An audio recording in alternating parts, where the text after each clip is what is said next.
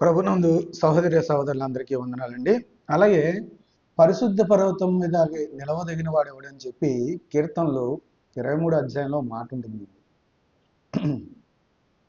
ఆ పరిశుద్ధ పర్వతం మీద నిలవదగిన వాడు ఎవడు అంటే దానికి లిస్ట్ ఇచ్చారు.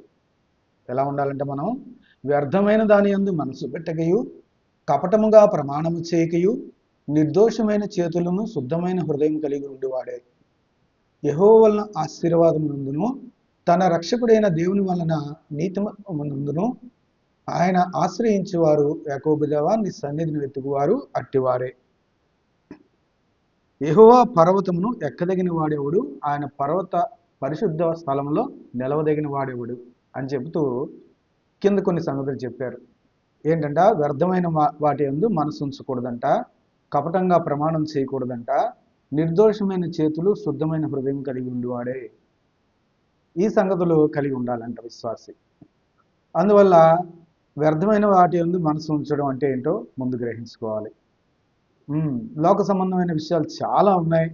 అవన్నీ వ్యర్థతను అనుసరించి నడుచుకుంటున్నారని చెప్పి ఎఫెసీయులకు రాసిన పత్రికలో రాయబడి ఉన్నాయి. కనుక వారు నడుచుకున్నట్లుగా, ప్రభువుని ఎరిగిన వారు నడుచుకున్నట్లుగా మీరు నడుచుకోవాల్సిన అవసరం లేదు. అవన్నీ వ్యర్థమైన వాటి యందు మనసు పెట్టకండి అని చెప్తున్నాడు. తర్వాత నిర్దోషమైన చేతులు కలిగి ఉండాలంట.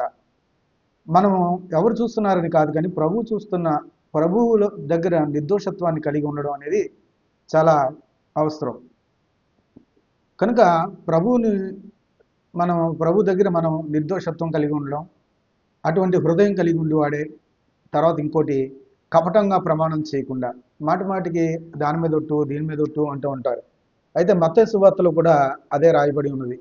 నీ మాట అవునంటే అవును, కాదంటే కాదు, కానీ మరి ఏదైనా ఉంటే అది దుష్టు నుండి పుట్టిందే కనుక అట్లాంటిది ఉండకూడదు అని చెప్తారు. కపటంగా ప్రమాణం చేయకూడదంట. అందుకని ఏదో కలిసి వస్తుందని చెప్పి, లేదా మనము పొందుకునే మేలు పొందుకోకుండా పోతున్నాం అని చెప్పి అబద్ధంగా ప్రమాణం చేసే పరిస్థితులు ఎదురైతే అవి కూడా మానుకోవాల్సిన అవసరం ఉంటుంది విశ్వాసంగా. కనుక ఇవన్నీ పరిగణలోకి తీసుకుంటేనే ఆ పరిశుద్ధ పర్వతం మీద నిలవదగిన వాళ్ళంగా మనం ఉంటాం. ఈ మాటలు పరిగణలోకి తీసుకుందాం, ఆశీర్వాదం పొందుదాం. దేవుడి కృపను పోగొట్టుకోకుండా, నిరర్ధకం చేసుకోకుండా కాపాడుకోవడానికి ప్రార్థన చేసుకుందాం. దేవుడి మాటలు దీవించిన గాక. ఆమేన్.